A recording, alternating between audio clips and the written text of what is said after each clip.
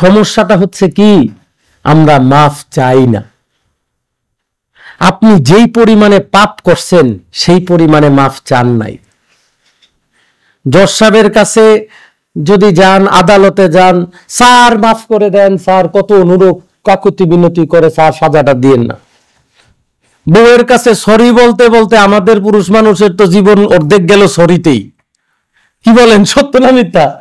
হ্যাঁ, সুন্দর সুখের সংসার, স্ত্রীর কাছে সরি বলতে বলতে হুজুর পিছে দিয়ে আসে। দেখেন হুজুরে যে সরি বলে স্বীকার করতে হবে, রাস্তা নাই। কি স্ত্রীর কাছে সরি বলতে হয় না? হ্যাঁ, নইলে সংসারে এমন ঝগড়া লাগবে 6 মাসেও থামবে না।